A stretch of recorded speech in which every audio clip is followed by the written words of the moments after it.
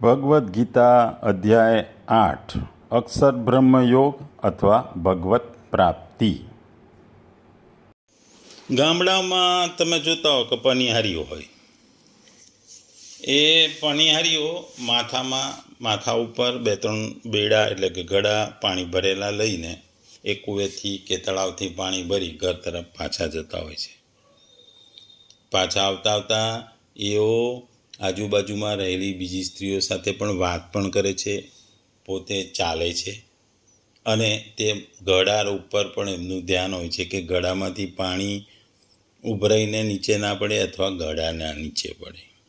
ટૂંકમાં તે પાણીના ઘડાનું સ્મરણ કરે છે, પાણીના ઘડાને સાચવે છે, પોતાના કર્મ પ્રમાણે એ ચાલે છે અને આજુબાજુની સ્ત્રીઓ સાથે વાતો પણ કરે છે। એટલે જે પ્રકારે પનિહારીઓ તેના માથા ઉપર રાખેલા પાણીના ઘડાનું સ્મરણ કરે છે, તે જ પ્રકારે આ શ્લોકમાં ભગવાન પોતાનું ભગવાનનું સ્મરણ કરવા કહે છે। જેમ પનિહારીઓ અન્ય સહેલીઓ સાથે વાત કરતી જાય છે, માર્ગ ઉપર ચાલતી જાય છે, પરંતુ તેનું મન પાણી ભરેલા ઘડામાં હોય છે, એ જ વસ્તુ ભગવાન આ શ્લોકમાં કહે છે।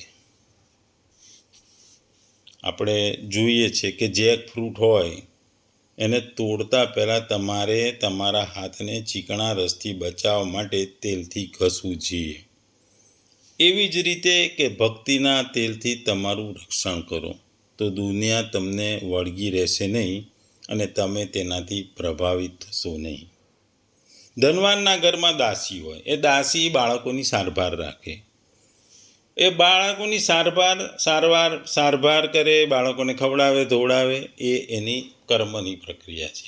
પણ એ મનમાં પ્રેમથી બાળકોને એક પોતે માતા તરીકે બાળકોને રાખતી હોય છે અને હંમેશા બાળકોનું સ્મરણ કરતી હોય છે, બાળકો પ્રત્યે પ્રેમાળ રહે છે। એને ખબર હોય છે કે આ બાળકો એના નથી, એનું હૃદય જાણતી હોય છે કે આ બાળકો નથી, બાળકો મોટા થશે એટલે એને કાઢી મૂકવામાં આવશે, પણ એ મનથી બાળકોનું સ્મરણ કરતી હોય છે। આવી જ વાત ભગવાન આ શ્લોકમાં 8મા અધ્યાયના 7મા શ્લોકમાં આપણને ભગવાન કહી રહ્યા છે કે મારું સ્મરણ કરો અને કર્મ કરો। ભગવદ્ ગીતાનો અધ્યાય 8મો શ્લોક 7મો, તસ્માત સર્વેષુ કાલેષુ મામ અનુસ્મરમ યુદ્ધ ચ મયી અર્પયિત મનઃ બુદ્ધિ મામ એવમ એષ્યસી અસંશય। ગુજરાતીમાં જો આ શ્લોકને કહીએ તો, હે અર્જુન, તારે સદા કૃષ્ણ રૂપમાં મારું ચિંતન કરતા રહેવું અને તે સાથે જ યુદ્ધ કરવાનું તારું નિર્ધારિત કર્તવ્ય પણ કરવું જોઈએ। તારા કાર્યોનું મને સમર્પણ કરી અને તારા મન તથા બુદ્ધિને મારામાં સ્થિર કરી તું નિશ્ચિતપણે મને પ્રાપ્ત કરીશ। બીજા શબ્દોમાં કહીએ તો માટે હે અર્જુન, તું સર્વકાળે નિરંતર થઈ મારું સ્મરણ કર અને યુદ્ધ પણ કર। આ પ્રમાણે મારામાં આપેલા મન બુદ્ધિયુક્ત થઈ તું ચોક્કસ મને પામીશ। ટૂંકમાં આ શ્લોકમાં ભગવાન 2 વસ્તુ કરે છે કે તું મારું સ્મરણ કર અને તું યુદ્ધ પણ કર, એટલે કે યુદ્ધ એટલે એનું કર્તવ્ય કર્મ કર, અને મારામાં અર્પેલા મન બુદ્ધિથી યુક્ત થઈ ચોક્કસ તું મને પામીશ। આપણે જોઈએ છે કે દરેક ધર્મમાં ભગવાનનું સ્મરણ એ શક્તિશાળી બતાવવામાં આવ્યું છે। ભગવાનને યાદ કરવું, ભગવાનને ભજવું એ દરેક ધર્મમાં, કોઈ પણ ધર્મમાં એ શક્તિશાળી વસ્તુ બતાવવામાં આવી છે। અહીં આ શ્લોકમાં ભગવાન આપણને એ જ વસ્તુ સમજાવે છે। ભગવાન કહે છે કે અર્જુન, તું યુદ્ધ કર। અર્જુન ક્ષત્રિય હતો, એ ક્ષત્રિય તરીકે યુદ્ધ કરવું એનું કર્તવ્ય કર્મ હતું। એટલે ભગવાન કહે છે કે તારે તારું યુદ્ધ કરવાનું કર્તવ્ય કર્મ તો કરવાનું જ છે, પણ સાથે સાથે તું મારું સ્મરણ કર અને તારા મન અને બુદ્ધિને મારામાં યુક્ત રાખ, મારામાં જ રાખ, મારા પ્રત્યે રાખ, તો હું તને મળી જઈશ અથવા તું મને પામીશ. આપણે સામાન્ય રીતે જોતા હોય છે કે લોકો કહેતા હોય છે કે બધા સાધુ થઈ જાય અને બધા ભગવાનનું નામ દે તો સંસાર કેવી રીતે ચાલે. એટલે ભગવાનનું ભક્તિ કરવી, સ્મરણ કરવું માટે સાધુ થવું, મહાત્મા થવું, સંત થવાની જરૂર નથી. તમારે દુનિયાવી જીવનમાં જીવતા જીવતા પણ તમારા કર્તવ્ય કર્મો કરતાં કરતાં ભગવાનનું સ્મરણ કરવાનું ભગવાન કહે છે. ભગવાનનું સ્મરણ કરવાથી ભગવાનને યાદ કરવાની વાત છે. આ વસ્તુ 3 રીતે થાય. 1, તમે સંસારનું કાર્ય કરતા રહો અને ભગવાનને યાદ કરો. 2, ભગવાનને યાદ કરતાં કરતાં સંસારનું કામ કરો. અને 3, આ તમામ વસ્તુ સ્મરણ હોય કે કામ એ ભગવાનનું જ છે એમ સમજીને કામ કરવું. એટલે ભગવાન આપણને કહે છે કે તમારે મારું સ્મરણ કરવું જોઈએ. આપણે જોઈએ તો આ શ્લોકમાં ભગવાને સંબંધ બતાવવા માટે અહીં તસ્માત શબ્દનો ઉપયોગ કર્યો છે. અહીં ભગવાન કહે છે કે મનુષ્ય શરીર ક્ષણભંગુર છે, કાળનો કશો ભરોસો નથી. જેનું ચિંતન વધારે થાય તે જ ભાવનું છેલ્લે સ્મરણ થાય. અને જો ભગવાનનું સ્મરણ નિરંતર કરતા રહીએ તો છેલ્લે ભગવાન યાદ આવે. તો આગલા શ્લોકમાં કીધા પ્રમાણે અંતકાલે ભગવાનને જો યાદ કરીએ તો આપણને ભગવાનને પામીએ, ભગવત પ્રાપ્તિ થાય. એટલે આ શ્લોકમાં અર્જુન જે ક્ષત્રિય હતો એને ધર્મ અનુસાર એમને યુદ્ધનો અવસર મળ્યો હતો. ધર્મયુક્ત ક્ષત્રિય માટે વર્ણ ધર્મ છે, તેથી અહીં યુદ્ધ શબ્દને વર્ણાશ્રમના ધર્મનું પાલન કરવા માટે કરવામાં આવતી બધી જ ક્રિયાઓના ઉપલક્ષમાં સમજવું જોઈએ. ભગવાનની આજ્ઞા સમજી નિષ્કામ ભાવથી વર્ણાશ્રમ ધર્મનું પાલન કરવા માટે જે કર્મો કરવામાં આવે છે તેમાંથી અંતઃકરણની શુદ્ધિ થાય છે. તે સિવાય કર્તવ્ય કર્મના આચરણથી જરૂરિયાત પ્રતિપાદન કરતા બીજા ઘણા પણ મહત્વપૂર્ણ કારણો 3 અધ્યાયના 4થી 30મા શ્લોક સુધીમાં ભગવાને બતાવ્યા છે. અહીં ચ શબ્દનો પ્રયોગ કર્યો છે. ચ શબ્દનો પ્રયોગ કરી ભગવાન જણાવે છે કે યુદ્ધ ગૌણ છે અને પ્રભુનું સ્મરણ પ્રધાન છે. અહીં એવું કહેવાનું છે કે યુદ્ધ વગેરે વર્ણધર્મના કર્મો તો પ્રયોજન અને વિધાન પ્રમાણે નિયત સમય તો કરવાના જ છે અને તે રીતે જ કરવાના છે. પણ ભગવાનનું સ્મરણ તો મનુષ્યએ પ્રત્યેક સમય અને પ્રત્યેક સ્થિતિમાં કરવું જોઈએ.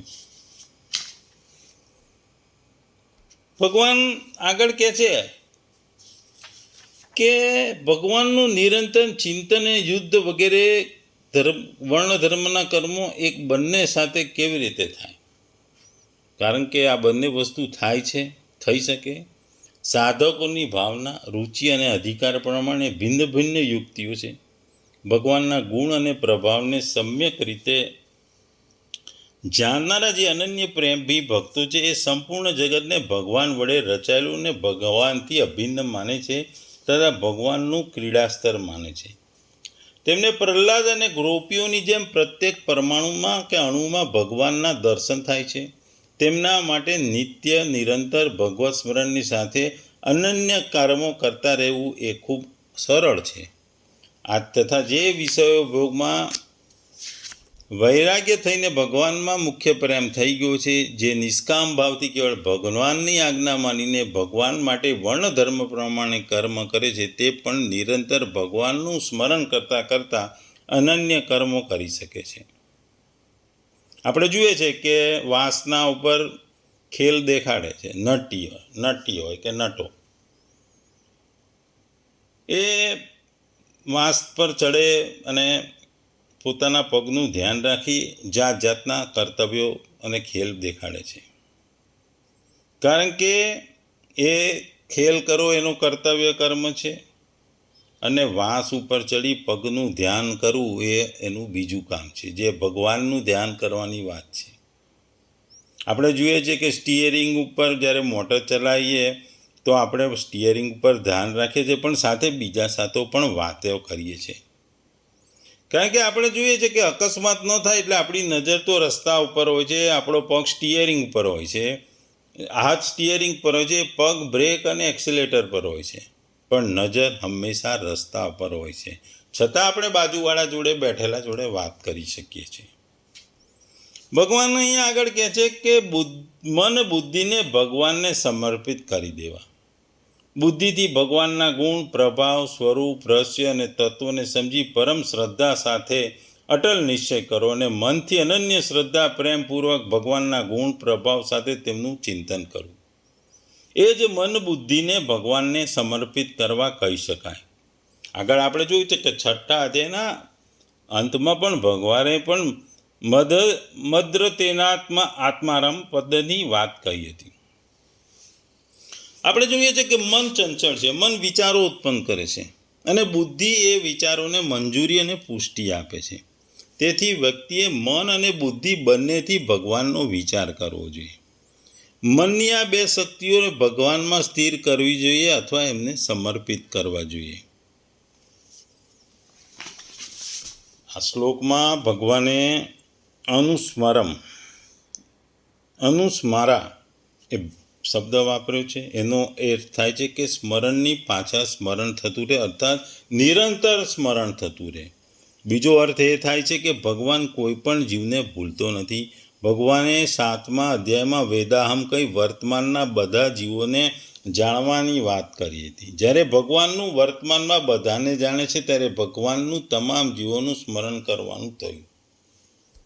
બીજો શબ્દ અસમસાય.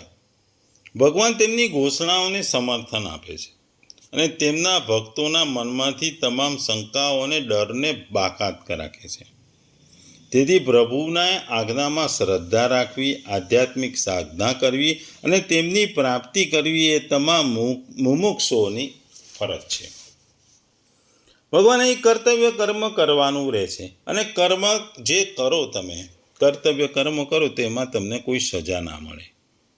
આમાં જોઈએ તો એક ઉદાહરણ લઈએ કે એક વ્યક્તિ પોતાની ગાડી હાઈવે ઉપરથી ચલાવી રહ્યો હતો. ત્યાં અચાનક એક વ્યક્તિ એ ગાડી આગળથી રસ્તો ક્રોસ કરવા જાય છે અને એ વ્યક્તિ મરી જાય છે. ગાડી ચલાવનારને પકડી અને કોર્ટમાં હાજર કરવામાં આવે છે. કોર્ટમાં જજ એમને પૂછે છે કે ભાઈ તારે આ વસ્તુમાં કોઈક વસ્તુ કહેવું છે? તો વ્યક્તિ કહે છે કે હા, મારી ગાડીથી જ આ વ્યક્તિ મરી ગયો છે, પણ મારો એને મારવાનો કોઈ ઈરાદો નહોતો. હું હાઈવે ઉપર મારી સ્પીડ જે લિમિટ છે એમાં ગાડી ચલાવતો હતો. દિશા મારી સાચી હતી, મારી સ્પીડ સાચી હતી, હું રસ્તામાં સાચી સાઈડ પર હતો, હું ધ્યાનથી રસ્તા ઉપર જોતો હતો. છતાં એ વ્યક્તિ મારી સામે આવ્યો ને અથડાયો એટલે એનું મૃત્યુ થયું. એમાં મારો કોઈ વાંક નથી, મારો મારવાનો હેતુ પણ નથી. ત્યારે જજ કહે છે કે તમારી વાત સાચી છે, તેથી તમને હું કોઈ પણ સજા કરી શકતો નથી. હું તમને આરોપોમાંથી મુક્ત કરું છું.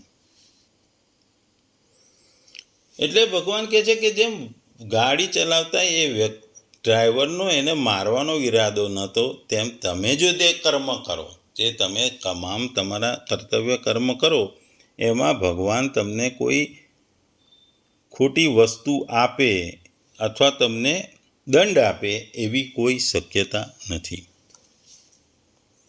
ભગવાન ટૂંકમાં આપણને આ શ્લોકમાં જે પહેલું વાક્ય છે એ ગીતાનો ઘણો બધો સાર આપણને સમજાવી રહ્યા છે.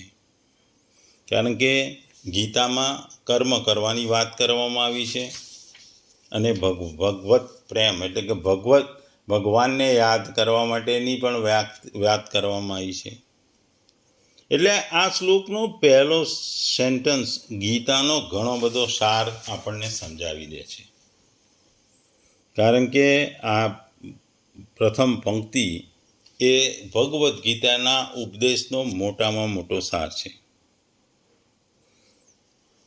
આપણે જોયું કે ભગવાને આપણને સ્મરણ કરવાનું કહ્યું. ભગવાને એમને સ્મરણ કરવા મનુષ્યને કહ્યું.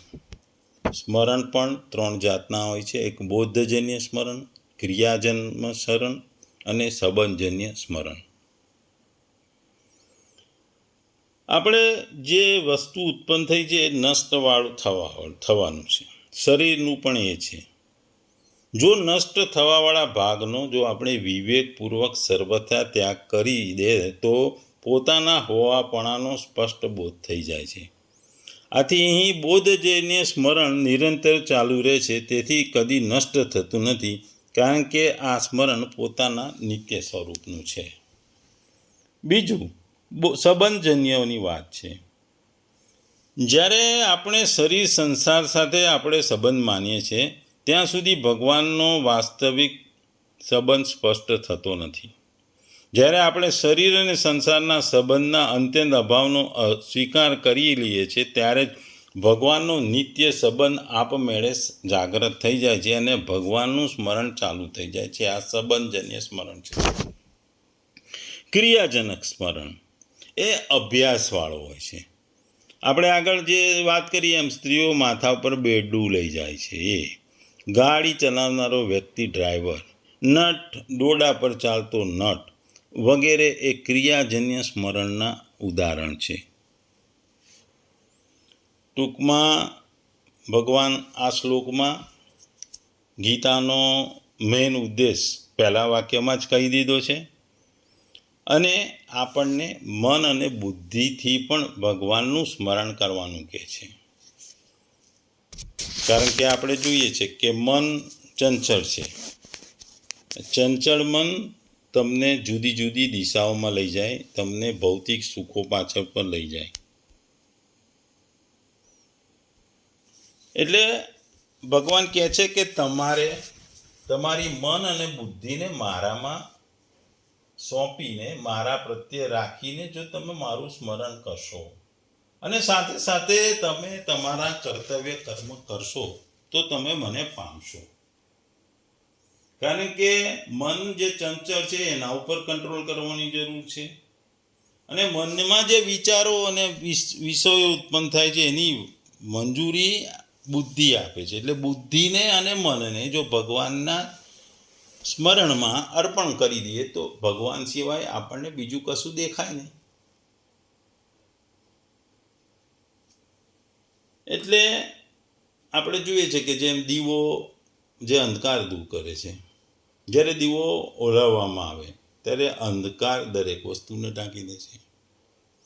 જ્ઞાનનો દીવો પણ સતત આપણે પ્રજ્વલિત રાખવો પડે. જો ના રાખીએ તો અજ્ઞાનનો અંધકાર માણસના હૃદયને વશ કરી લે છે. આપણે જોઈએ કે પ્રભુનું ચિંતન તમામ પ્રકારના ભ્રમને દૂર રાખે છે અને માણસને પ્રભુ યાદ રાખતા દુનિયાવી વસ્તુઓની માયામાંથી એ બહાર નીકળી જાય છે.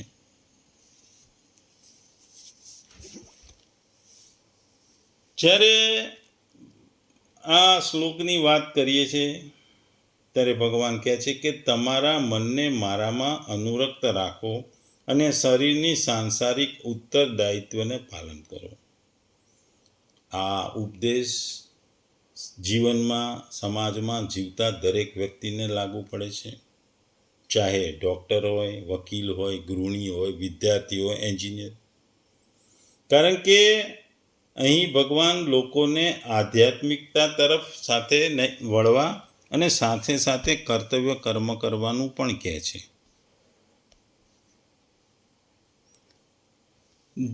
સંસારમાં જે પણ કામ આસક્તિ વગર આપણે કરીએ છીએ તેના માટે આપણે દંડને પાત્ર હોતા નથી.